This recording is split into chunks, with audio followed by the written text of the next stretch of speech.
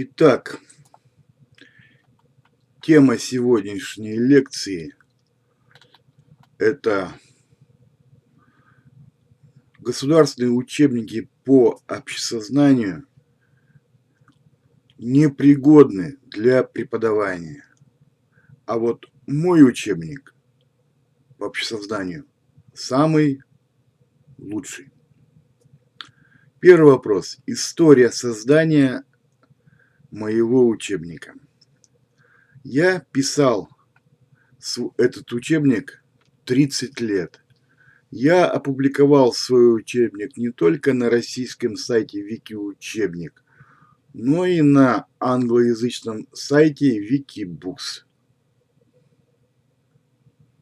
Я переводил текст своего учебника с русского языка на английский еще 7 лет. И до сих пор продолжаю эту работу. Для этого мне пришлось овладеть искусством перевода с русского на английский, что является очень сложной задачей для автора, для которого английский язык не является родным. Нужно было, чтобы американцы и англичане поняли текст моего учебника. А это сложно для русского. Я никогда не был за границей и не погружался в англоязычную среду. Но нужно было написать английский текст своего учебника так, чтобы англичане и американцы тебя понимали.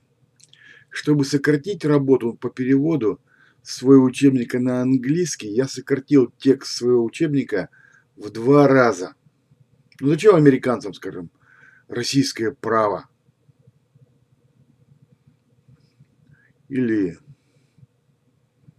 там экономика. К тому же в экономике я не сильно разбираюсь. Пришлось взять к себе соавтора, самого лучшего соавтора, Игорь Липсиц. Он автор самых лучших российских учебников по экономике. Он любезно согласился. Я вырезал все биографии. Зачем? Чтобы сократить просто объем. Все биографии философов, кодексы законов и многие параграфы по экономике. Я выбрал для перевода и сохранил в англоязычном учебнике самую главную, самую интересную информацию из текста русского учебника. Оказалось, что текст моего учебника можно легко перевести на английский по той причине, что мои тексты являются ясными, лаконичными и интересными по стилю изложения. Если у меня возникали проблемы с переводом какого-нибудь предложения, то я упрощал стиль этого предложения до предела.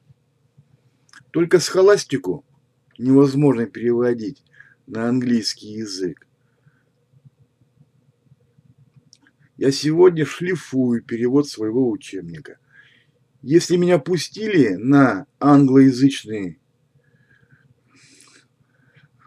раздел, то все там должно быть прекрасно. И перевод, и ссылки, и картинки. Сегодня я читаю статьи на англоязычной Википедии и сравниваю их с параграфами из своего учебника. Я не хочу попасть в просак. Нас учили в СССР по книгам советских авторов в условиях цензуры. А может быть, нас учили неправильно. И эти авторы давали неверную информацию о западной социологии. Для русскоязычного переводчика переводить с английского языка на русский – это просто. Можно просто переврать исходный текст. И русскоязычные читатели всегда поймут твой русскоязычный текст. Но для русскоязычного переводчика перевести русскоязычный текст на английский язык и так, чтобы англичане понимали твой текст, это высший класс для переводчика. Но я взял на себя эту трудную задачу ради исполнения своей мечты. США – это Мекка для социологов. Все социологи мира учатся у американских социологов. Многие социологи со всего мира уехали в США за своей мечтой, но не всем удалось там пробиться и внести значительный вклад в развитие мировой социологии как науки. Пример такого успешного отъезда и большого вклада – это история русского социолога Петерима Сорокина, который происходил из республики Коми и, спасаясь от большевиков, уехал из России в США и изобрел там две оригинальные теории. Это социологию революции и теорию социальной стратификации и социальной мобильности. В конце жизни Сорокин стал президентом Американской социологической ассоциации, то есть главным американским социологом. А сегодня можно сидеть в России, в глубокой провинции, в деревне на Урале и долгими зимними вечерами публиковать свой учебник в англоязычном разделе. Слава изобретателям интернета. Я родился в нужное время и в нужном месте. Я давно решил, что эмиграция – это не для меня, ностальгия там меня замучит. Я когда-то пытался опубликовать свою статью о теории взаимосвязи между конфликтом и контролем в главном американском социологическом журнале International Sociology. Но американские редакторы этого журнала мне отказали в публикации. А сегодня я опубликовал свой учебник в 350 страниц на англоязычном Wikibooks. С целью совершенствования своих навыков переводчика и с целью рекламы своих идей я 2 года размещал отдельные параграфы из своего учебника в переводе на английский язык на англоязычных научных и политических форумах. А затем общался и обсуждал эти статьи с участниками форума, англичанами и американцами. Да даже сегодня на американской Википедии у меня удалили параграф о российской специальной военной операции. Ну, я горевать не стал, а просто разместил этот параграф на политическом форуме, ну и обсуждаю с американцами. Кстати, все американцы занимают проукраинскую точку зрения, поэтому я там как белая ворона. Ну что, мне не впервой отбиваться от превосходящих сил. Прежде всего, меня интересовал вопрос, понимают ли американцы мои тексты. Они отвечали мне на форумах, что они вполне меня понимают, но мой литературный стиль плохой. Сразу видно, что английский язык не является для меня родным. Хотя я изучал английский язык по словарям и учебникам около 50 лет.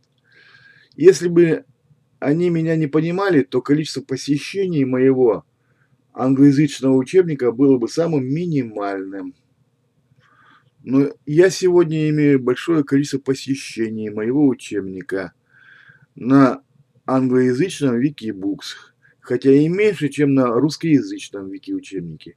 Я это могу объяснить только невысоким качеством моего перевода. Поэтому я и трачу сегодня много времени и усилий на шлифовку качества моего перевода. Я начинал переводить свой учебник еще с помощью бумажного словаря, а сегодня я использую электронный переводчик Prompt.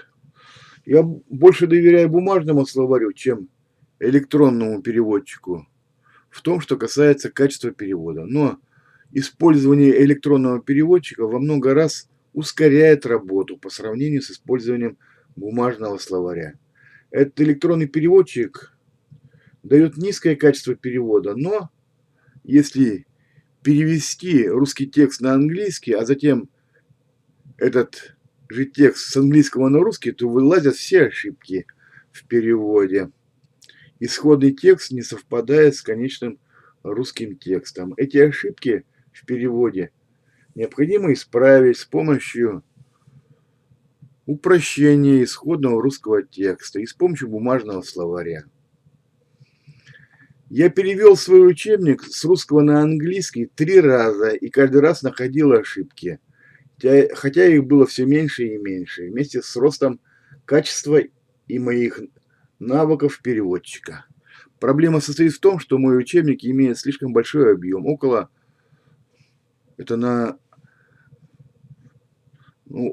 350 страниц на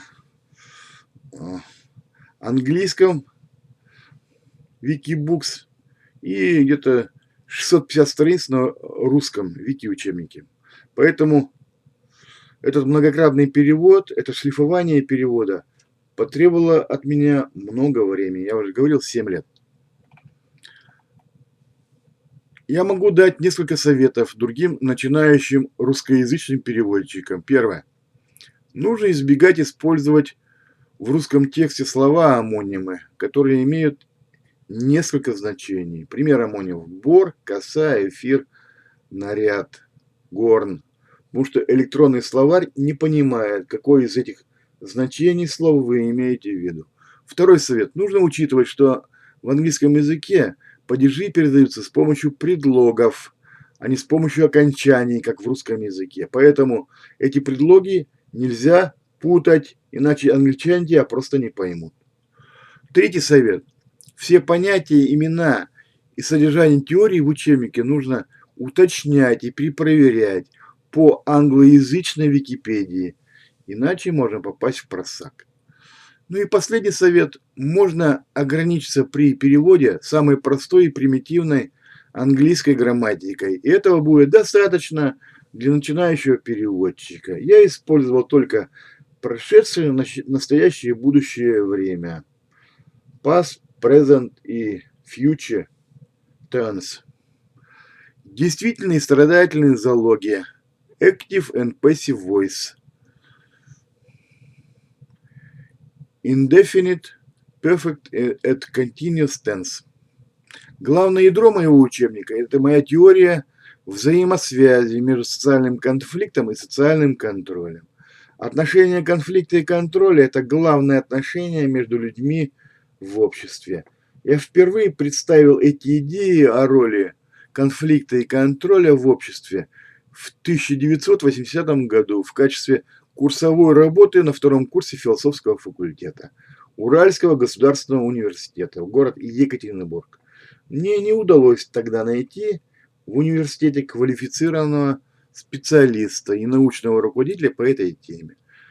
На втором курсе я еще ничего не слышал о западной социологии, и поэтому я считал свою теорию взаимосвязи между конфликтом и контролем как разновидность общей теории систем.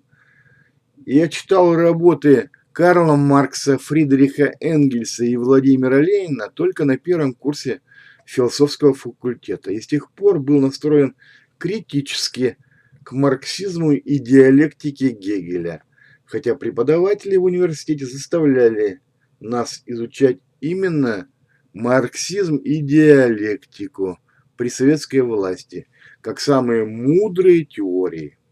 Когда я начал читать статьи на англоязычной Википедии, я был очень удивлен большим уважением к марксизму на Западе.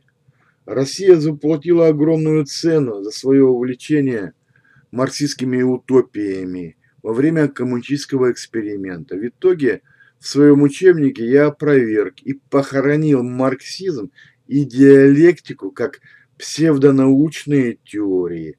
Я забил осиновый кол в сердце призрака коммунизма, о котором Карл Маркс и Фридрих Энгельс писали в работе «Манифест коммунистической партии». Они писали: «Призрак бродит по Европе, призрак коммунизма». Так вот, я прикончил этот призрак и забил осиновый кол в сердце этого призрака.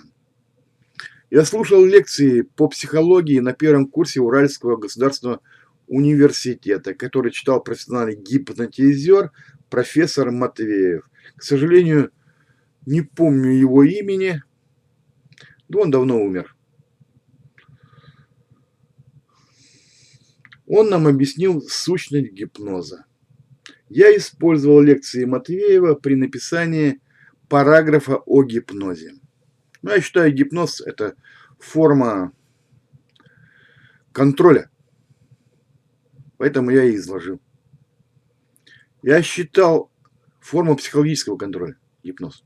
Я считал гипноз разновидностью психологического контроля. На первом курсе университета я написал курсовую работу на тему «Поиски первоосновы вещей в греческой физике». Ну, в учебнике это можно посмотреть. Мой параграф «Теория прогрессивного развития физического мира». Там вот это вот есть вопрос «Поиски первоосновы». Научным руководителем по этой теме был доктор философских наук Зверевич Витольд Титович. Он является автором учебника «Философия древнего мира и средних веков». Ну, я его глубоко уважаю, он даже хотел, чтобы я продолжал с ним работать, но меня древности мало интересует. Меня интересует западная социология, поэтому мне пришлось от него уйти. Ну, не совпали интересы, хотя человек очень хороший. На третьем курсе я увлекся математической логикой и написал курсовую работу по диантической логике. Научный руководитель, доктор философских наук Лобовиков Владимир Олегович. Автор нескольких книг по математической логике. Конечно, я не стал излагать основы математической логики в школьном учебнике по обществознанию. Но я смог изложить в своем учебнике основу формальной логики в виде списка логических ошибок или уловок. Это поможет ученикам вести дискуссию и ловить за руку оппонентов на этих логических уловках, как мошенников в споре. Мой опыт преподавания показал, что если ты начинаешь преподавать формальную логику более глубоко в средней школе, то ученики перестают тебя понимать. Это слишком сложно для их уровня восприятия. Поэтому я ограничился в своем учебнике только списком логических ошибок или уловок. Ну, смотрите, параграф «Древнегреческая диалектика и формальная логика». Что касается Лобовикова Владимира Олеговича, я его видел несколько лет назад. В общем, я его глубоко уважаю. Но все-таки наши научные интересы разошлись. Меня интересовала западная социология, а логика не так сильно интересовала. Да вообще я увлекался многими вещами. Поэтому это и позволило мне написать учебник по обществознанию, где есть там 14 наук, ну и так далее. Изучение школ и направлений в западной социологии. Ну, вы можете посмотреть мой параграф «Развитие академической социологии в 19-20 веке». На 6-м курсе университета стало для меня просто шоком. Особенно по сравнению с отсталым советским марксизмом и диалектикой Гегеля, которую я вот тогда считал псевдонаукой. Эти лекции по истории западной социологии читал Ушаков Валерий Михайлович. По слухам, этот самый талантливый из моих преподавателей был в конфликте с преподавателями марксизма в университете. Поэтому Ушаков уволился из университета, женился на мексиканке и уехал в Мексику. Занялся столичным гостиничным бизнесом, и следы Ушакова потерялись. Очень жаль, что он не оставил научных работ. Я не слышал в своей жизни ничего более интересного, чем его лекции по истории западной социологии. Но я сохранил конспект его лекций и использовал этот конспект при написании своего учебника. Поэтому дело Валерия Михайловича Ушакова живет в моем учебнике. Пепел класса стучит в моем сердце. Ну, мы стоим на плечах своих учителей. Лет 20 назад я приехал в Екатеринбург, чтобы стать соискателем на степень кандидата наук. Я приехал к Ушакову, но он уже, к сожалению, уволился.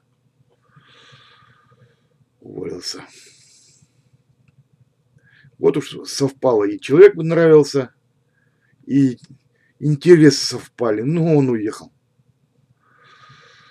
Ну, выжили его. Бабы выжили. Вообще, философский факультет сильно деградировал. За последние 20 лет сильно деградировал. Из талантливых преподавателей остался только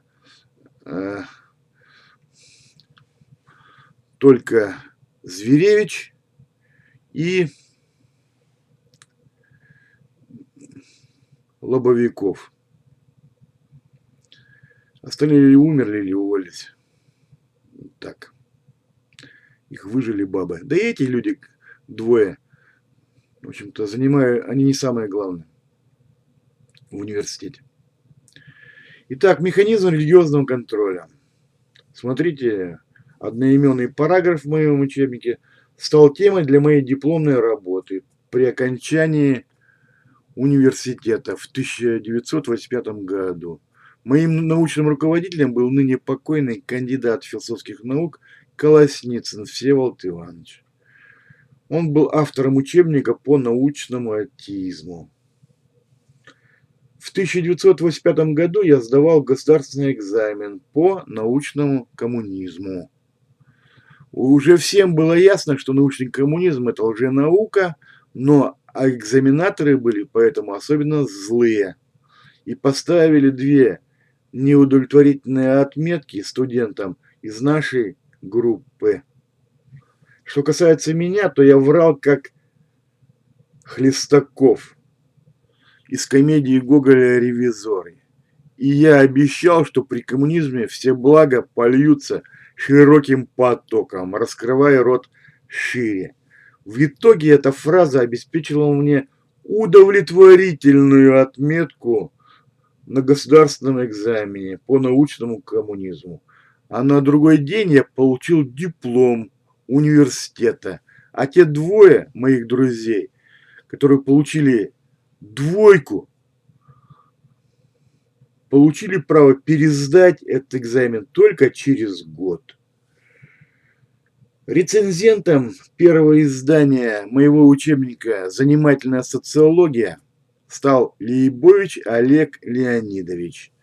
Моим соавтором ко второму изданию учебника «Интересное обществознание» стал доктор экономических наук Липсиц Игорь Владимирович, автор самых лучших учебников в России по экономике. Можно сделать вывод, что я увлекался многими общественными науками в процессе обучения, что и помогло мне написать учебник по обществознанию. Автор такого учебника должен иметь универсальное знание. Узкая специализация здесь только вредит. Ну а затем я 13 лет обкатывал этот свой учебник на учениках. Ну, я был преподавателем в средней школе. Ну и втихаря учил по своему учебнику. Поэтому никто не скажет, что мой учебник не пригоден для преподавания. Я 13 лет сам по нему преподавал. Ну, хотя говорил заучу, что преподаю по учебнику Кравченко. Ну, потому что Кравченко хотя бы знал фамилии социологов, а вот Боголюбов даже фамилии не знал. Поэтому я выбрал учебник Кравченко. К тому же он очень короткий, там 10 параграфов на 100 уроков. Ну, очень много резервного времени. Халявский учебник. Ну вот, в резервное время я преподавал по своему учебнику. В 1990 году в городской газете «Березняковский рабочий» состоялась моя дискуссия против преподавателей советской истории и научного коммунизма из Березняковского филиала технического университета. Это был ныне покойный кандидат философских наук Захаров Юрий Романович и доктор исторических наук Бакулин Владимир Иванович. Ну, сегодня его отправили на пенсию, он жив, а Захаров умер. В городской газете я назвал их вечно вчерашними, то есть отсталыми. А они меня назвали городским летописцем. Захаров тогда работал третьим секретарем горкома КПСС по идеологии, то есть третий человек в городе по должности. Затем состоялся политический ринг в форме дискуссии Стариков против Бакулина на тему «Коммунизм – это утопия или будущее человечества?» На чужой для меня территории в горкоме КПСС в присутствии зрителей.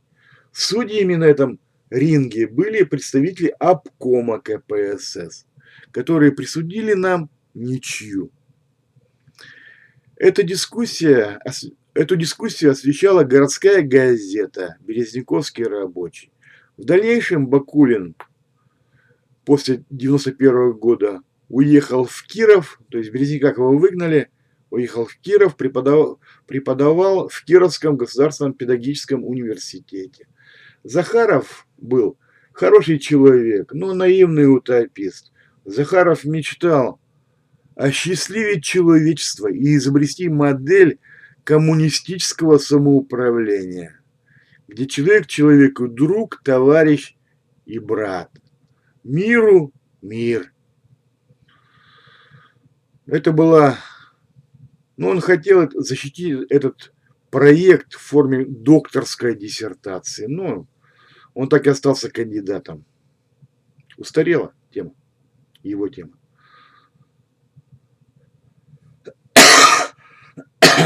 Но по моей теории выходит, что коммунизм – это утопия, сказка для взрослых. Что люди ведут между собой конфликт за статус контролера. По моему мнению, человек человеку – это конкурент, союзник в конфликте, контролер или объект контроля. Как сказал Томас Гоббс, человек человеку – волк. А Чарльз Дарвин учил, что выживает сильнейший и самый приспособленный, а проигравший пусть плачет. Вот сущность наших разногласий с Захаровым. В дальнейшем мы сотрудничали с Захаровым, и он стал моим рецензентом. Но каждый из нас остался при своем мнении относительно перспектив коммунизма. Захаров продолжал твердить до самой смерти, что Карл Маркс – это гений всех времен и народов. Ну, из университета его выгнали, и в конце жизни он преподавал в районной библиотеке. Там про Маяковского лекцию читал. Эти дискуссии позволили мне отточить свои аргументы против марксистов и коммунистов. Я использовал свой учебник в качестве хрестоматии в процессе преподавания обществознания в средней школе 13 лет. Для преподавания я выбрал учебник Кравченко. Это халявский, слишком короткий учебник, содержит всего 10 параграфов на 50 часов учебного времени в течение одного учебного года. Ну, а 2 года 100 часов. Таким образом, 40 учебных часов в год остается резервным временем, которое я заполнял преподаванием по своему учебнику. Кравченко, в отличие от Боголюбова, хотя бы знает и упоминает фамилии классиков социологии, что давало мне право излагать теории этих классиков социологии и тем самым право отмахиваться от придирок завучей в школе, которые задавали мне резонный вопрос: почему ты преподаешь не по государственному учебнику? Где ты взял эту информацию о теории классиков социологии? Мне приходилось им указывать на упоминание в учебнике Кравченко фамилии классиков социологии, и мне приходилось показывать работы этих классиков социологии из своей домашней библиотеки. Это преподавание позволило мне писать новые статьи и оттачивать стиль сочинений. Кстати, эти книги я покупал в Перми, в Москве, в Екатеринбурге. Мне специально приходилось ездить туда за книгами. Я опубликовал свои идеи в межвузских сборниках.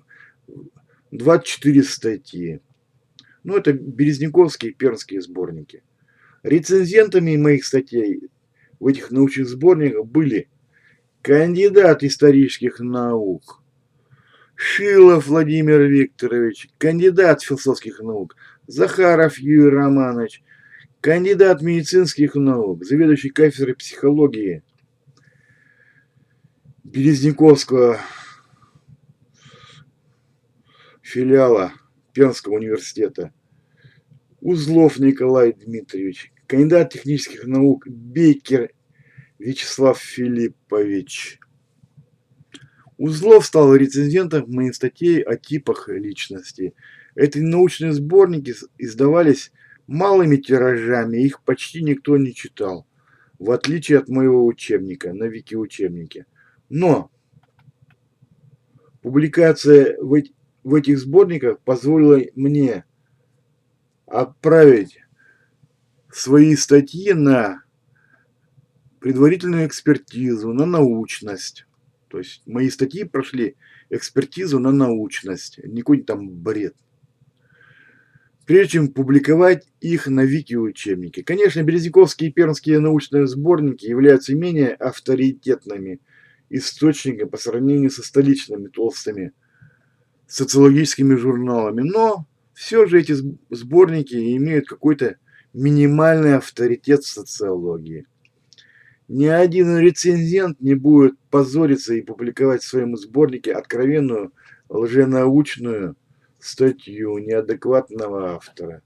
Эти статьи в научных сборниках из-за малого количества читателей и малого тиража в 250 экземпляров пишется по принципу «сам пишу, сам читаю, молодец». Это не может идти ни в какое сравнение с сотнями и тысячами посещений моих статей и моего учебника на Википедии. Поэтому я потратил на эти публикации в научных сборниках 13 лет, с 1994 по 2007 год. По одной или две статьи в год. А затем я ушел в интернет и начал публиковать свой учебник. Сначала на второстепенных сайтах, а затем на Википедии. Я живу в городе Березники, в глубокой провинции, на Урале, и поэтому я был вынужден ездить за книгами классиков западной социологии в Пермь, Екатеринбург и Москву. Наличие такой большой домашней библиотеки часто помогало мне в дальнейшем делать ссылки на работы классиков социологии в своем учебнике с указанием страниц. Для Википедии ссылки – это обязательно. Хотя сегодня тексты этих старых работ на русском и на английском языке можно легко найти в интернете. Но я начинал писать свой учебник еще до изобретения интернета. Кстати, на американской Википедии я тоже сделал ссылки на англоязычные источники. Они есть в интернете. Это классические работы.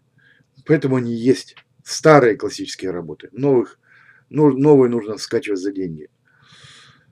Я издал за свои деньги брошюру «Пусть проигравший плачет». 5000 экземпляров. 8 страниц. В 1992 году.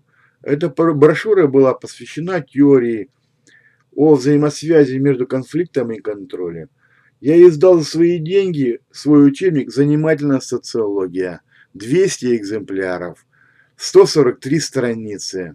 В издательстве Соликамского педагогического университета в 1990 году. И разослал по библиотекам России. Я опубликовал свой учебник «Интересное общезнание» в интернете на второстепенном сайте в 2009 году, а затем опубликовал его на российской Википедии. Сейчас я публикую его на англоязычной Википедии в сокращенном варианте. Я 30 лет пытался устроиться преподавателем социологии Березняковский филиал Пермского национального исследовательского политехнического университета. Я принимал участие в конкурсах на занятие этой должности, но мне постоянно отказывали на том основании, что я не имею научной степени кандидата наук. Я был соискателем на степень кандидата наук. Моим научным руководителем сначала была доктор философских наук Баразгова Евгения Станиславовна, это из Екатеринбурга. Затем ныне покойный доктор социологических наук Антипьев Анатолий Григорьевич из Пермского государственного университета. Я кое-как сдал кандидатский экзамен по философии на 4 балла, потому что кандидат философских наук Совцова Надежда Ивановна поставила мне неудовлетворительную отметку за контрольную работу «Типы личности». Тогда я попал в просак. Я просил их прочитать предварительно мою контрольную работу перед моим выступлением перед аспирантами. Но ей было некогда, и она предложила мне выступать перед аспирантами на тему «Типы личности». Я начал выступать, наметным глазом сразу увидел примеры типов личности среди слушателей и указал аудитории на них. Начало моего выступления вызвало огромный интерес у слушателей, но и крайнее неудовольствие со стороны Совцовой. Она прервала мою речь и не позволила мне продолжать. Хотя у меня к тому времени было опубликовано несколько статей в сборниках на тему типов личности. Тем самым эта моя тема уже прошла экспертизу на научную. Ну, раз опубликовали в сборниках. Контрольную работу мне пришлось переписать на другую, более солидную тему «Механизмы религиозного контроля». Итого за контрольную работу я получил только 3, и с ней пошел на экзамен по философии. Экзаменующими преподавателями были мои друзья, доктор философских наук Зверевич Витольд Титович и доктор философских наук Анкин Дмитрий Владимирович. С Анкиным мы учились в университете в одной группе, и он стал учеником и последователем Лобовикова. Быть может, мне тоже нужно было стать последователем Зверевича или Лобовикова, но это не сложилось. У нас были разные интересы, научные интересы. Так бывает в науке. Каждый крупный ученый идет своей колеей. Я испытывал интерес к западной социологии. Зверевич занимался историей философии, Лобовиков математической логикой. Мне попался на кандидатском экзамене по философии билет позитивизм. Я ответил по билету на отлично, но с учетом удовлетворительной отметки за контрольную работу, в итоге я получил отметку хорошо за экзамен по философии. От Баразгова я ушел по той причине, что посчитал, что она имеет низкую научную квалификацию, особенно по сравнению с Ушаковым Валерием Михайловичем. Я хотел видеть своим научным руководителем Ушакова, но он уже уволился из университета в 1998 году. Поэтому я перевелся в Пермь к Антипьеву. Я целый год ходил на кандидатские курсы по английскому языку, которые вела Любовь Петровна Рак. И сдал этот кандидатский экзамен на 4 балла. Экзаменующий преподаватель из Перми отметила, что я отлично перевожу тексты, но она плохо понимает то, что я говорю по-английски из-за моего плохого произношения. Это умение переводить тексты очень пригодилось мне в будущем в процессе перевода моего учебника с русского языка на английский. Я целый год писал черновик диссертации в 300 страниц на тему отношения конфликта и контроля между различными типами личности. Но тема моей диссертации и стиль моего изложения категорически не устроила моего научного руководителя Антипьева. Он предложил мне сменить тему на более заумную и изменить стиль сочинений на академический, кондовый. Но я отказался от этого предложения из принципа. Мне противно заниматься схоластическими исследованиями даже ради личной карьеры. Поэтому мне пришлось уйти из искателей. Я отдал черновик своей диссертации грязущей критике мышей, по словам Маркса, но я опубликовал идеи из черновика этой диссертации в своем учебнике, хотя этот отказ похоронил мою научную карьеру и карьеру как преподавателя университета. Я понял, что мне нужно подобрать кандидатуру научного руководителя к готовой теме и к тексту своей диссертации, а не наоборот. Ну, пока такого преподавателя не нашел. Руководителя диссертации не нашел. Второе ядро моего учебника – это моя теория о типах личности. Я начал разрабатывать эту теорию в 1998 году. Я провел эмпирические исследования типов личности.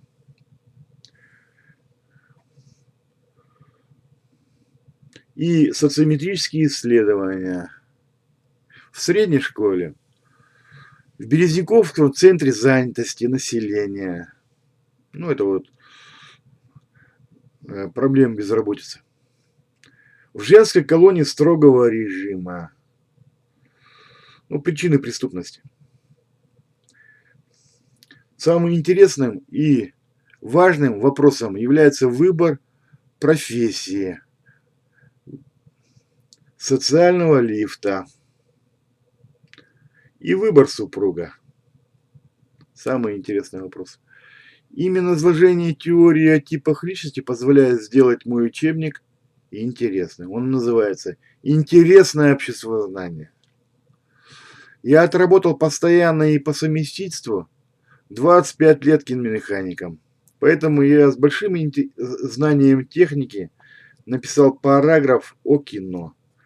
Для тех читателей, которые лень читать мои параграфы, я разместил видеоролики в начале каждого параграфа. Кстати, сначала эти видеоролики размещались на Одноклассниках, а сейчас я научился грузить их на YouTube. Там больше аудитория. И вообще Одноклассники – это сайт для бабушек. А на YouTube там хороший контингент. Я 20 лет занимался рекламой художественных фильмов, а теперь рекламирую свой учебник с помощью рекламных роликов. Я много лет демонстрировал чужие фильмы, а теперь я снимаю свои документальные фильмы, где являюсь единственным автором. Таким образом, так еще забыл сказать, я снял фильм о типах личности. Режиссером был Башков, Юрий Башков. Монтаж сделал Валера Большаков. Музычку поставили, картинки вставили. В общем, нормальный фильм. Где-то около часа длится. Таким образом, кроме изложения первоисточников, у меня есть в учебнике две оригинальных теории. То есть собственных. Это теория взаимосвязи между конфликтом и контролем. И теория о типах личности. По мнению некоторых патрулирующих на вики-учебнике, две оригинальные теории – это слишком много для вики-учебника. Но то, что не позволено рядовому автору на Википедии, то позволено автору учебника на вики-учебнике. У меня удалили около 5 статей на Википедии только за то, что я сам пытался излагать первоисточники и не хотел списывать это изложение первоисточников из толстых журналов. Потому что, по моему мнению, мое изложение первоисточников лучше, чем у других авторов из толстых журналов. По существу я стал соавтором этих классиков социологии и сумел лаконично и интересно изложить их главные идеи в своем учебнике. Доходило до смешного, когда патрулирующие удалили у меня статью «Футурошок» на русскоязычной Википедии и оставили эту статью «Фьючер Шок» на англоязычной Википедии, хотя наши российские авторы преклоняются перед англоязычной Википедией. Они только и умеют, что переводить и списывать из англоязычной Википедии. Я даже не пытался излагать свои оригинальные теории на Википедии, потому что на Википедии это категорически запрещено правилами. Сначала сумей опубликовать свои оригинальные теории в толстых московских социологических журналах, а только потом размещай на Википедию. Так говорили мне патрулирующие на Википедии. В этих толстых журналах публикуют только философскую схоластику, и мне туда дорога закрыта. Эти старые лгуны-коммунисты на одном из исторических форумов проголосовали отправить мой учебник в топку ЧСФ. И что мой учебник отстой. А я отправил свой учебник на русскоязычную и англоязычную Википедии. И имею там много посещений. Поэтому я никогда не сумею договориться с этими товарищами. На Википедии запрещено писать, по мнению Валерия Старикова. Но это мне это все надоело. Мне надоело быть на Википедии никому неизвестным редактором, который умеет только списывать и не имея собственных оригинальных идей. Я сначала спорил с патрулирующими на Википедии, а потом просто ушел на Вики-учебник. И там опубликовал все, что хотел и как хотел. Свой оригинальный учебник. Я опубликовал там 2 своих оригинальных теории, свою точку зрения и критику всех классических теорий в социологии, в том числе марксизма. Я разместил критику марксизма. Свое изложение первоисточников. Можно сделать вывод, что дозволено Юпитеру, не дозволено быку. Я получил приз на российской Википедии в 2015 году за наибольшее количество правок в своем учебнике. Просто я поднимался постепенно с этажа на этаж на сайте Википедия по принципу Чичикова. Зацепил, поволок, сорвалось, не спрашивай. Сначала я разместил статьи на русской Википедии, затем статьи на англоязычной Википедии, затем учебник на российском Вики-учебнике, а затем учебник на англоязычном Wikibooks. Ты поднимаешься на новый этаж и пробуешь разместить свой текст на удачу. Если его не удаляют, то ты поднимаешься на следующий этаж, и опять все получается удачно. Так и добираешься до вершины, напевая песню Владимира Высоцкого «Весь мир на ладони, ты счастлив и нем». С Википедией у меня получилось по-другому. Зацепил, закрутилось и понеслось до самой вершины. Я разместил свой учебник на самом лучшем сайте Вики-учебник. И пусть люди сравнивают мой учебник с государственным учебником, пусть почувствуют разницу. И чем дольше учителя преподают по другим государственным учебникам, тем больше чиновники из Министерства образования злят учеников и учителей. Сегодня патрулирующие на Вики-учебнике и на Wikibooks охраняет текст моего учебника от вандалов. Эти вандалы пытаются делать правки в моем учебнике и испортить мой текст. А патрулирующий на следующий день удаляет эти правки. Только мне позволено делать правки в моем учебнике, а другие авторы имеют право исправлять только знаки препинания в тексте моего учебника или пробовать написать свой учебник. Ну, мне до этого дела нет, пусть пробуют. В процессе создания этого учебника мне пришлось сотрудничать, спорить и учиться у многих известных ученых. Они подвергали рецензированию отдельные параграфы из моего учебника или весь учебник целиком. Поэтому мой учебник проверен на научность многими известными учеными. Если обобщить научный вклад и перечислить моих рецензентов, соавторов, научных руководителей и оппонентов в дискуссиях, то можно сказать следующее.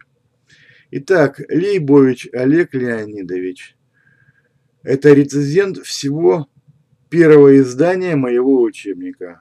Ну, кроме глав по экономике, праву и параграф о типах личности, которые я добавил позже. Липсиц Игорь Владимирович – это соавтор главы по экономике. Это я у него списал главу. Чуть-чуть добавил своего. Он прорецензировал и дал добро. За что я очень благодарен. Узлов Николай Дмитриевич. Это рецензент параграфа «Теория Юнга о типах личности». Ушаков Валерий Михайлович – это соавтор и вдохновитель параграфов «Развитие экономической социологии», «Макросоциология», «Социальная структура», ну и так далее. Колосникцин Всеволод Иванович – это научный руководитель параграфа «Механизм религиозного контроля». Следующий. Зверевич Витольд Титович – это научный руководитель и вдохновитель параграфов «Древнегреческая философия. Этические учения». И особенно вопрос о поисках первоосновы в древнегреческой физике.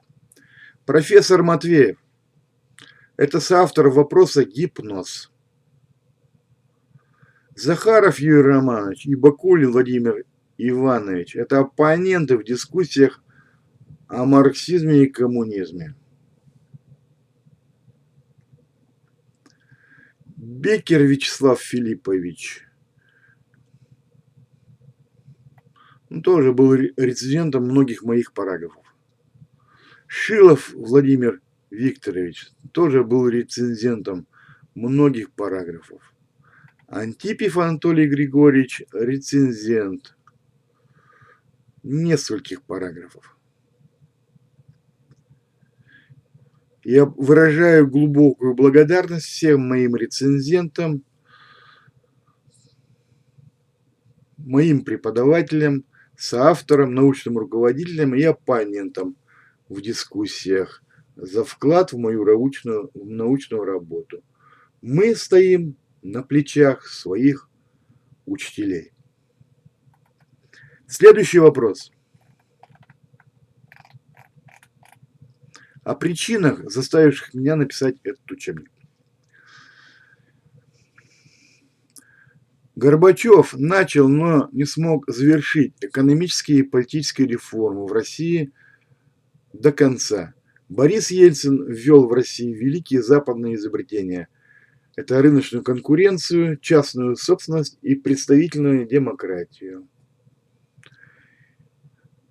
Я пишу в своем учебнике, что Россия – это не бензоколонка, а империя с тысячелетней историей, которая шагала по трупам великих империй прошлого. Золотой Орды, Речи Посполитой, Шведской империи Карла XII, Османской империи, Наполеоновской Франции, Гитлеровской Германии, Императорской Японии. Сегодня на Украине идет война фактически против НАТО, против США. Я уверен, мы победим. И прошагаем, или хотя бы заставим отодвинуться и освободить нашу сферу влияния. Заставим отодвинуться США. Громадная проблема российского образования – это выпуск учебников по общесозданию, которые непригодны для преподавания по содержанию и по стилю изложения. Определить степень пригодности учебника для преподавания очень просто. Для этого нужно просто попробовать пересказать любой параграф самому, не заглядывая в текст учебника. Если вам, взрослому человеку и учителю, не удалось пересказать параграф из государственного учебника, то как вы можете этого требовать от ребенка?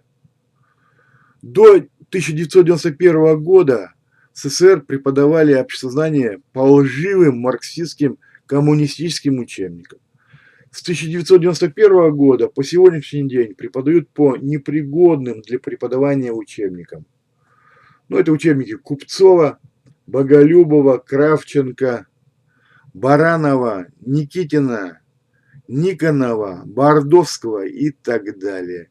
В этих учебниках нет ни одной цитаты и ни одной ссылки на источники. Только по этим формальным основаниям патрулирующие на Википедии удалили бы эти учебники с Википедии через неделю. Патрулирующие на Википедии часто не разбираются в социологии, но они могут отличить авторитетные источники от неавторитетного. Если ссылок в учебнике нет, то патрулирующие полностью лишены этих возможностей. В моем учебнике сначала тоже не было ссылок. Патрулирующие на российской Википедии указали мне на этот недостаток. И я потратил целый год, чтобы разместить ссылки в своем учебнике на самые авторитетные источники. Но это работы классиков социологии и учебники западных авторов. Все эти источники были в моей домашней библиотеке. Мне оказалось несложно найти эти работы на английском языке, в англоязычном интернете, чтобы сделать ссылки на них в тексте моего англоязычного учебника. Естественно, что авторы других учебников по общесознанию не смогут найти свои неавторитетные лженаучные русскоязычные источники в англоязычном интернете и сделать там ссылки. В Америке есть отличные учебники по социологии, по психологии, экономике, которые я использовал при написании своего учебника. Но в Америке нет учебника, который бы изложил основы всех 14 наук, которые входят в состав обществознания. Поэтому американцам есть чему поучиться у меня.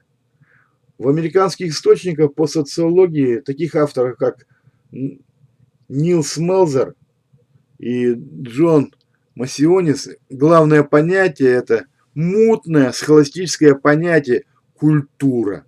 А у меня главное понятие – это два ясных понятия – социальный конфликт и социальный контроль. В общественных науках существует несколько десятков определений понятий культура, поэтому никто не знает, что это такое. В американских учебниках по психологии излагают ложные теории Майерс, Брикс, Кейрси о типах личности. А я излагаю в своем учебнике собственную истинную теорию о 4 типах личности. Типология Кэтрин Брикс Майерс, Дэвида Кейрси и соционика Аушри Аугустиновичуте напоминает искусственную теоретическую конструкцию. Так, 16 типов – это слишком много для визуального тестирования. Типы личности Брикс, Майерс не существуют в природе.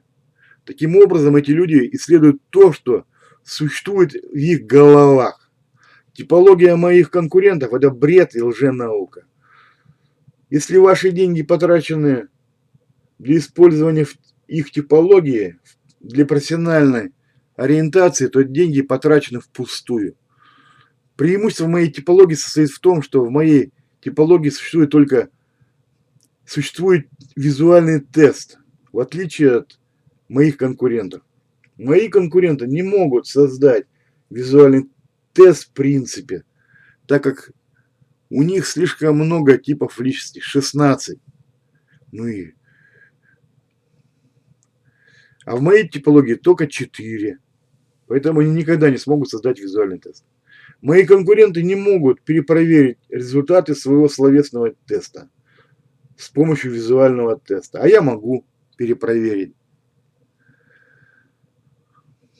с помощью визуального теста. Даже тогда, когда респондент сознательно врет на словесном тесте или не понимает вопросов словесного теста, потому что опознавательные знаки на лице респондента никогда не лгут. По моему мнению, тип личности написан буквально на лбу каждого человека. Я могу любого человека в течение нескольких занятий научить видеть этот тип личности на лбу окружающих людей по опознавательным знакам. Поэтому мой учебник вызвал большой интерес на Западе, и американцам есть чему у меня поучиться.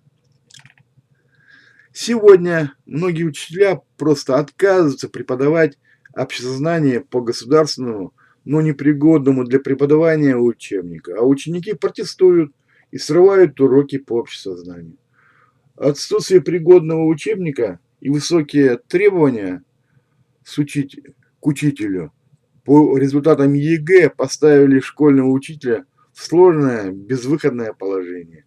3 десятилетия школьные учителя по общесознанию делали вид, что чему-то учат, а ученики протестовали или делали вид, что чему-то научились. Этому всеобщему обману сегодня пришел конец. Сегодня с помощью тестов ЕГЭ Министерство образования требует показать результаты обучения по общесознанию. Хотя подготовить учеников к тестам ЕГЭ даже по непригодному для преподавания учебнику, это несложно. Для этого нужно просто взять прошлогодние тесты с правильными ответами и натаскать учеников в надежде, что в этом году тесты будут подобными прошлогодним. Когда я составлял свой учебник, то я ориентировался прежде всего на работы классиков социологии и реакции учеников на мои лекции, на степень интереса к моим лекциям, на возможность учеников легко пересказать мои лекции. И если я не смог найти работу классиков социологии на какой-то вопрос стандартов, то тем хуже для этих стандартов. Я просто пропускал в своем учебнике этот вопрос, потому что этот вопрос – это научная галиматья и абракадабра. Этот вопрос нужно удалять из стандартов, если классики об этом ничего не писали. Если ученики не слушают или не понимают этот вопрос, то я исключил этот вопрос из своего учебника. Я гарантирую, что тесты ЕГЭ, составленные по моему учебнику, будут ясными и будут предполагать однозначный ответ, как в тестах по математике. 2 плюс 2 равно 4. Вот должна такая же однозначность в тестах по общесознанию. Не будет того позора, когда на вопрос теста по общесознанию можно дать несколько правильных ответов из предложенного для выбора списка. Не будет того позора, когда ученики выиграют суды у Министерства образования по поводу ответов на вопросы ЕГЭ. Я гарантирую, что учителя будут получать удовольствие от преподавания обществознания по моему учебнику и будут иметь самые высокие рейтинги в школе. Я гарантирую, что ученики будут легко пересказывать параграфы из моего учебника. Ученики будут испытывать огромный интерес к предмету обществознания и будут легко сдавать экзамены в любой форме по обществознанию.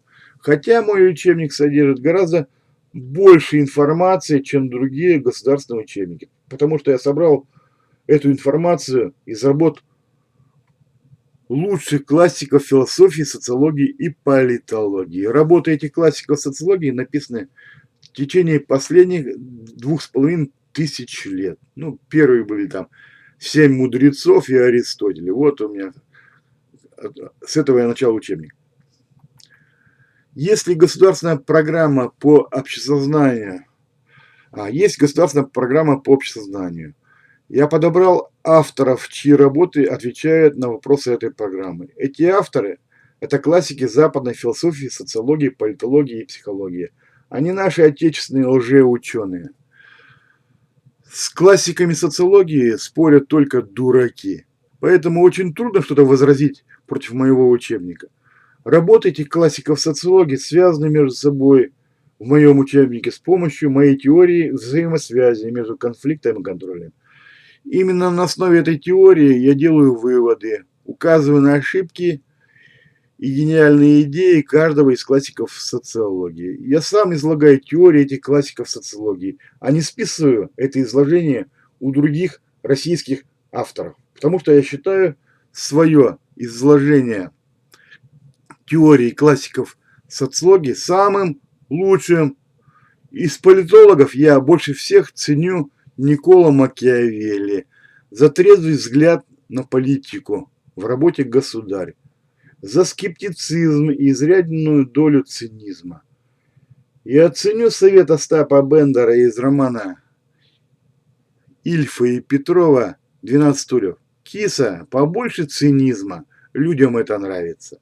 Нужно смотреть на общество трезво и объективно, без всяких социальных утопий. Я обращаюсь с классиками социологии без всякого пиетета и священного трепета. Я даже выставляю отметки этим классикам социологии и оценил степень их гениальности или глупости. Например, Аристотеля я поставил 2 отличных отметки за изобретение 2 наук – формальной логики и политологии. А Платону я поставил не 2, потому что Платон не изобрел ничего ценного в общественных науках, кроме бесполезной утопии.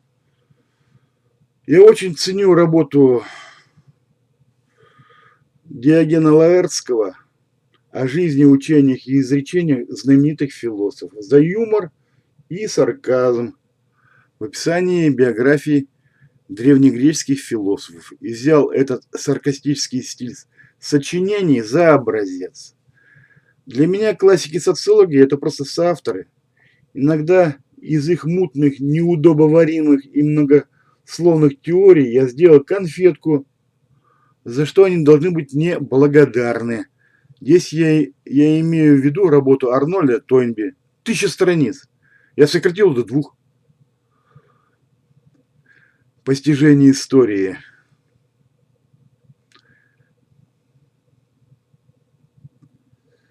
Из ученых из области естественных наук я больше всех ценю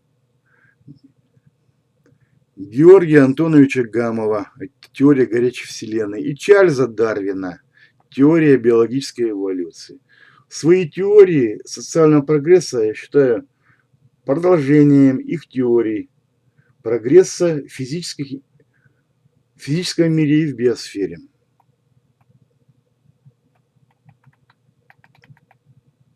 Сегодня наша страна учится у Запада во всех областях, в том числе в научной области. Советские общественные науки 70 лет находились в изоляции от развития мировой науки, что привело к появлению различных лженаук. В качестве примера этих лженаук можно указать на ленинскую теорию отражения, марксистскую диалектику, деятельностный подход, марксистскую этику и эстетику, диалектический и исторический материализм, марксистскую гносеологию, научный коммунизм. Это все лженауки. Без преувеличения можно сказать, что за немногим исключением все советские общественные науки, построенные на фундаменте марксизма-ленинизма, были суммой лженаук. Нужно выбросить этот старый и бесполезный хлам из российской науки на свалку истории. По моему мнению, теория Маркса следует отправить в архив научных заблуждений и вредных социальных утопий, хотя отдельные идеи Маркса сохранили свою научную ценность, например, теория об общественно-экономических формациях. Ну и там 2 страницы из всего многотомного собрания сочинений. 2 страницы. Марксистско-ленинская философия – это грандиозное сооружение после крушения советской системы лопнуло, как мыльный пузырь, и разлетелось вдребезги. Поэтому в моем учебнике нужно сделать упор не на изложении современной российской философии, а на изложении истории философии. Пусть меняются стандарты и учебники, но история философии – это золотой фонд, который сохраняет свою ценность при всех катаклизмах в истории. Социолог Сорокин, физик Гамов и многие другие великие русские ученые были вынуждены уехать из России под угрозой расстрела и полжизни прожить на Западе. А те, кто остались в России, подвергались травле и тюремному заключению. Например, историк Гумилев Лев Николаевич и генетик Вавилов. Ну, правда, Вавилов умер в тюрьме, а Гумилев отсидел и вышел. И опубликовал свои работы в период перестройки. Именно такие лжеученые, как Лысенко, подвергали их травле.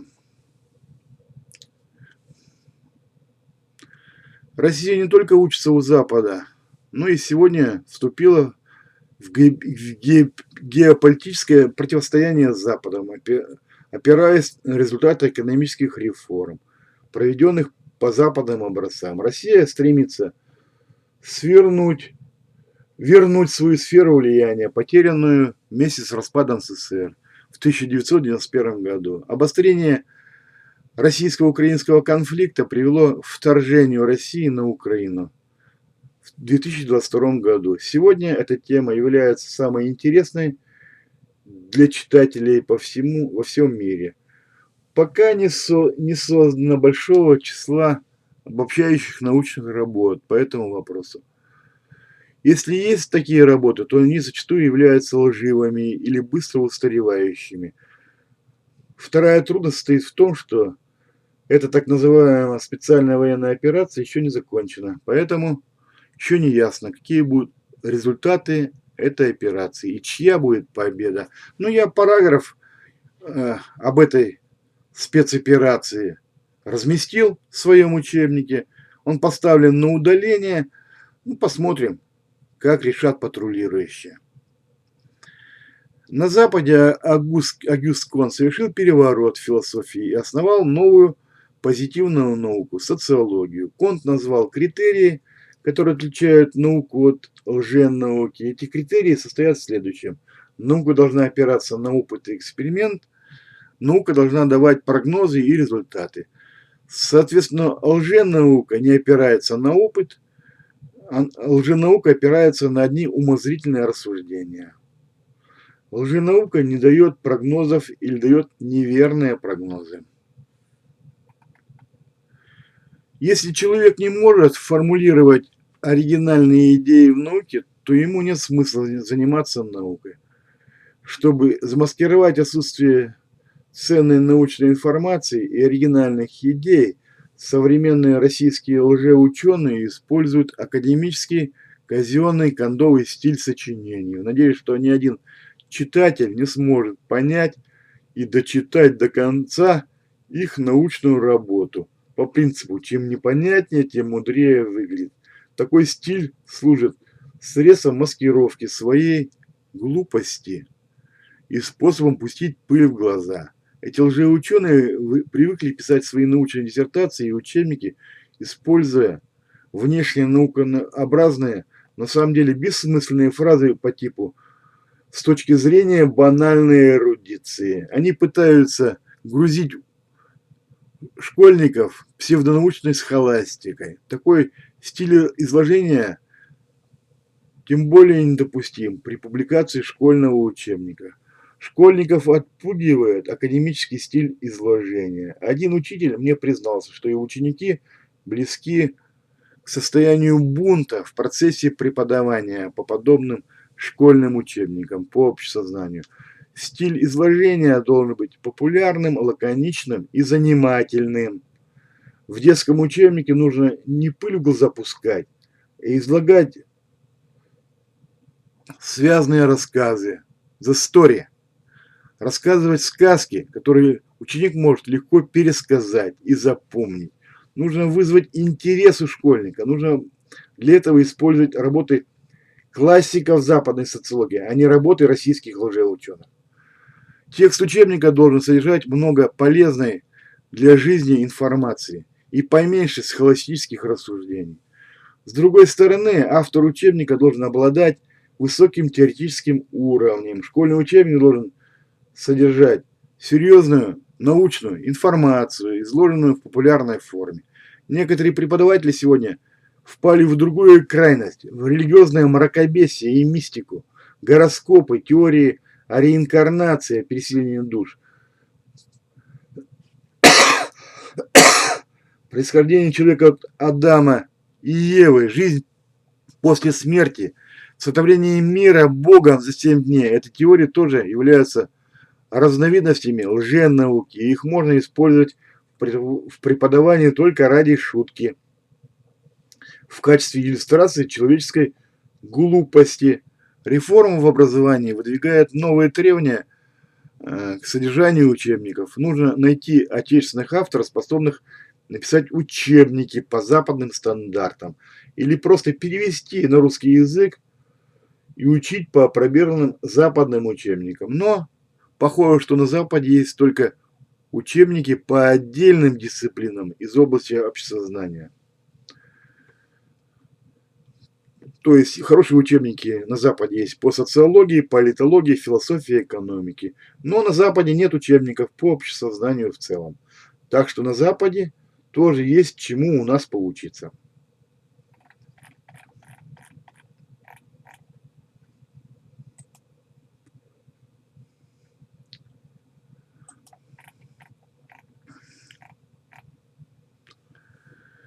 Так, следующий вопрос. В чем состоит причины неудач других авторов при попытках написать учебник по обществознанию? По моему мнению, эти причины состоят в следующем.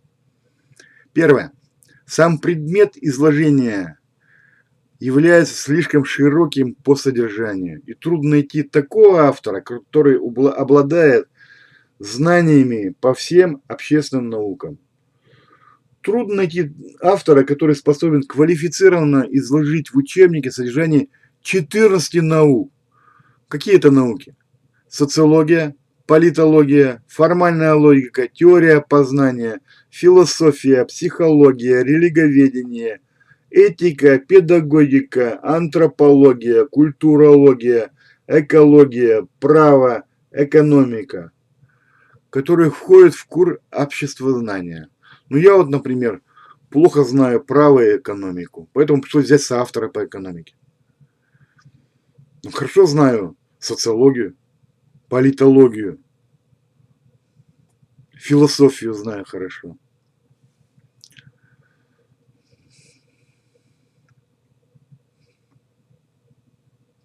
Именно социология лежит в основании моего учебника.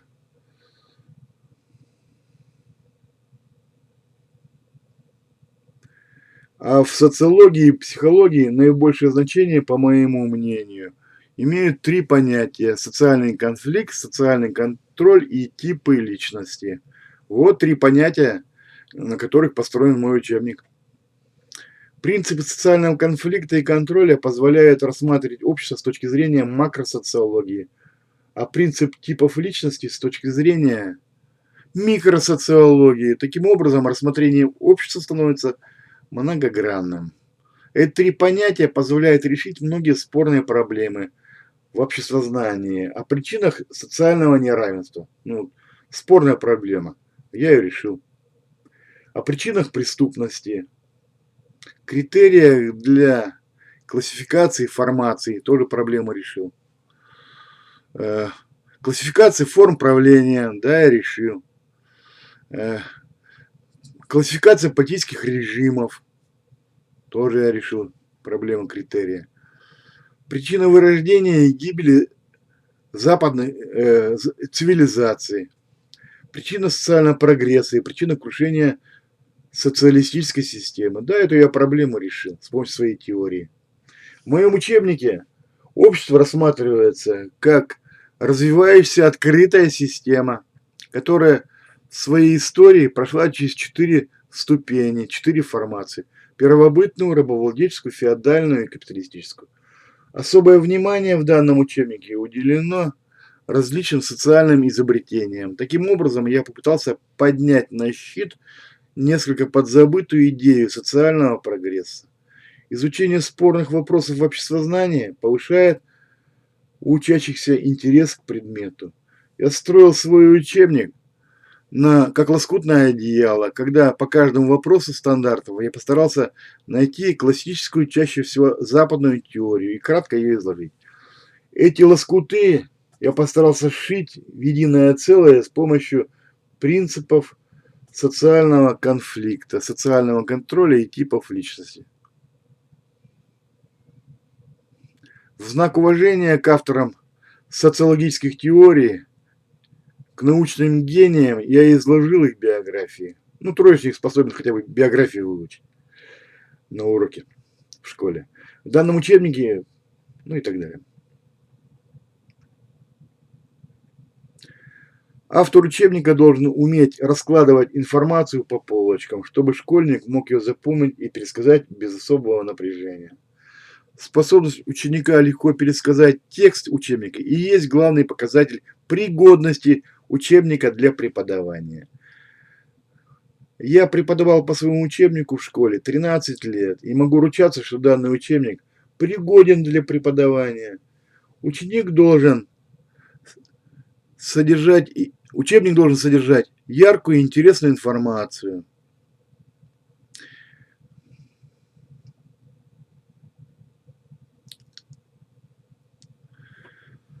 Так, вторая причина неудач других авторов. Не всякий университетский преподаватель способен овладеть популярным стилем сочинений, необходимым для написания школьного учебника. Нельзя забывать о том, что учебник написан именно для детей, которые имеют свой уровень восприятия. Сегодня ни один ученик не может пересказать своими словами и запомнить ни один параграф из государственных учебников. И это происходит потому, что авторы этих государственных учебников, то есть Боголюбов, Кравченко, сами лично не преподавали в средней школе по своему учебнику. Сначала они писали фальшивые диссертации, а теперь пишут фальшивые, неудобоваримые учебники. Российские общественные науки напоминают агниевые конюшни, которые необходимо вычистить от схоластики. И по примеру Геракла, для этого я обратился к первоисточникам и западным учебникам. Авторы других учебников часто даже не делают ссылок на использованную литературу. У меня в российском варианте учебника 100 параграфов. В каждом из параграфов есть до 100 ссылок. Но вот недавно я сделал ссылки в параграф о специальной военной операции на Украине. 53 ссылки. Я уже 10 месяцев пишу этот параграф. Читаю новости. Ну и самые важные события фиксирую в своем параграфе и делаю ссылки. В моем англоязычном учебнике я тоже сделал очень много ссылок на англоязычные источники, потому что это классические работы, они есть в англоязычном интернете. У меня в англоязычном учебнике 37 параграфов, а не 100, как в русском. В каждом параграфе есть до 48 ссылок. Просто потому, что мой учебник построен на изложении идей классиков социологии и на западных учебниках. Работы этих классиков социологии и западных учебников существуют как на русском, так и на английском языке. Другие авторы учебников используют только российские источники. Как бы они, интересно, стали цитировать в англоязычном интернете свои русскоязычные источники, не авторитетные? Да никак. Таким образом, мои источники являются более авторитетными по правилам Википедии. В моем учебнике информация представлена лаконично, иногда даже в форме тезисов. При изложении истории и философии акцент сделан на изложении истории именно западной философии. Да не было такой русской философии. Просто не было.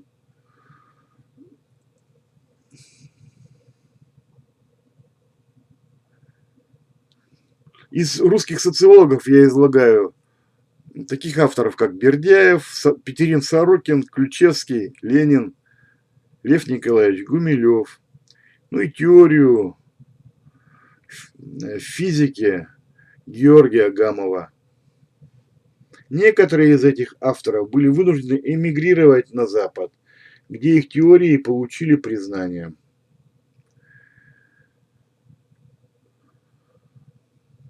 Академическая социология или макросоциология – это самая интересная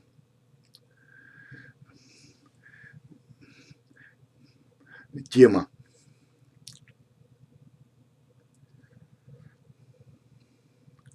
А в макросоциологии самое интересное – это социал-дарвинизм. Кстати, я считаю, что, может быть, моя теория – это есть один из видов социал-дарвинизма. Теория взаимосвязи между конфликтом и контролем – это разновидность социал-дарвинизма. Я считаю так. Хотя это опасная тема – социал-дарвинизм.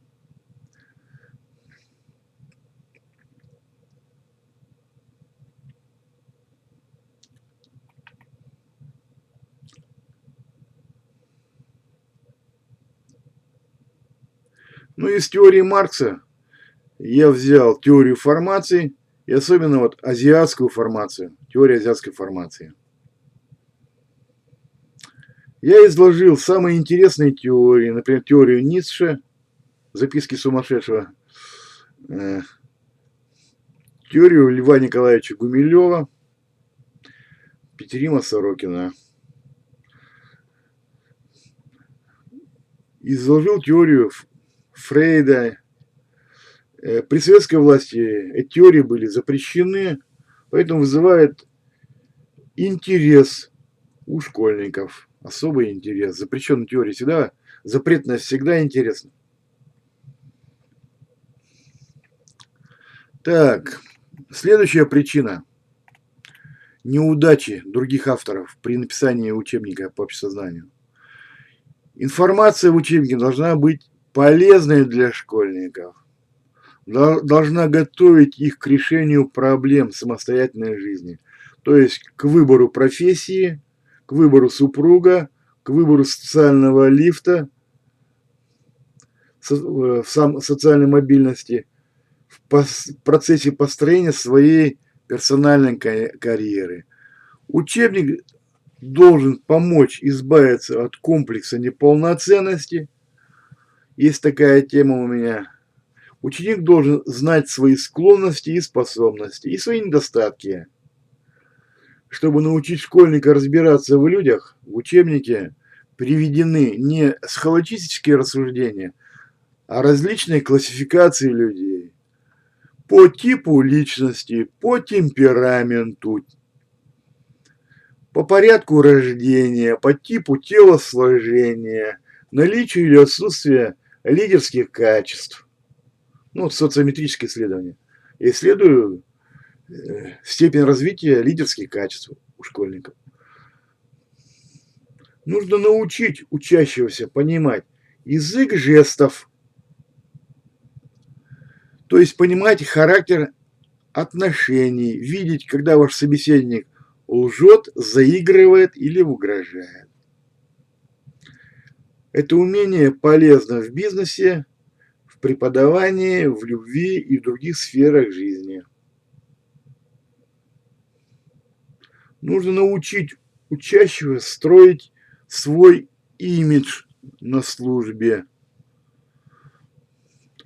Учебник должен рассказать школьнику об устройстве современного общества, в котором ему предстоит найти свое место. Поэтому в учебнике приведено описание постиндустриального общества, демографических, глобальных и экологических проблем. Нынешнему поколению школьников предстоит жить в этом обществе и решать эти проблемы. Наше общество построено главным образом на отношениях конфликта и контроля между людьми. Нужно научить учащегося поддерживать эти отношения, научить конкурировать друг с другом, контролировать и подчиняться, выживать и бороться за место под солнцем, бороться за высший статус и хорошо играть свою роль.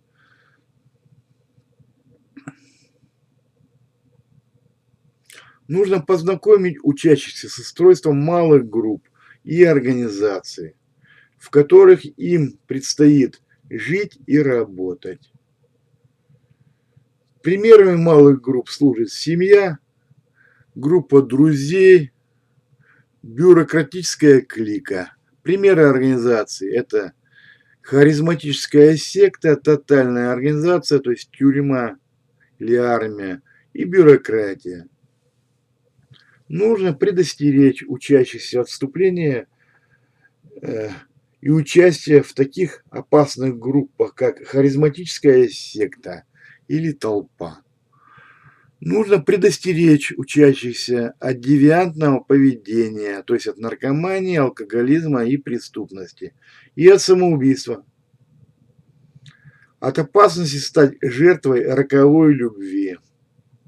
Нужно научить учащихся выживанию в армейской казарме и в других тотальных организациях.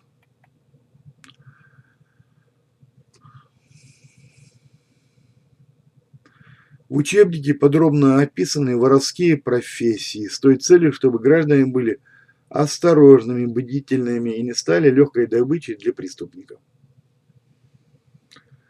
4 параграфа уделено изложению темы политических режимов и критики тоталитаризма.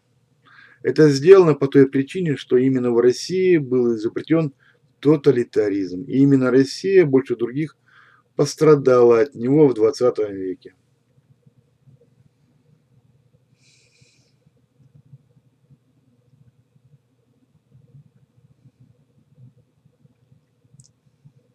Очень много места уделено в моем учебнике изложению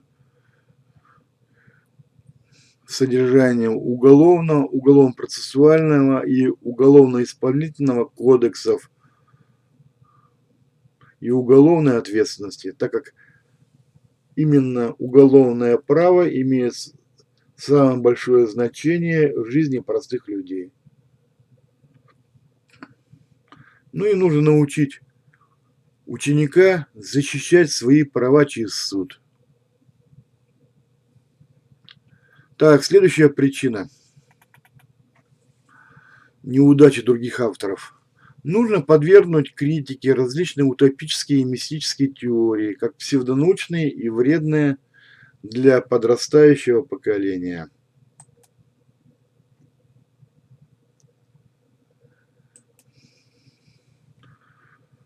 По теории Дарвина человек пришел от обезьяны, а не от инопланетян или не от Адама и Евы. Нужно показать процесс перехода от обезьяны к человеку.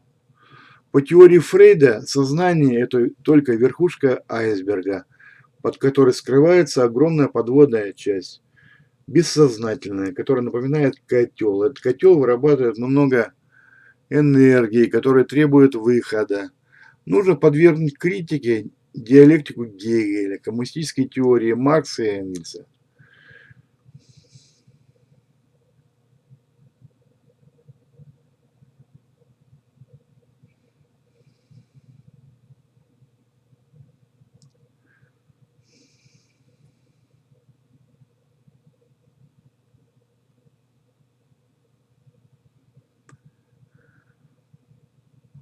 Нужно подвергнуть критике утопические марксистские прогнозы о равенстве между людьми при коммунизме. Нужно показать, что общество всегда будет построено на экономическом неравенстве между людьми.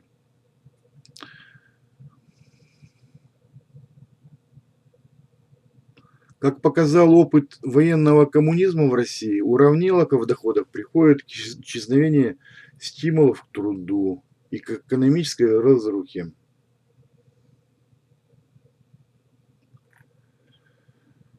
Следующая причина неудачи других авторов. Содержание учебника в целом должно соответствовать стандартам в образовании, чтобы ученик мог сдать успешно выпускные экзамены в форме тестов ЕГЭ по общесознанию.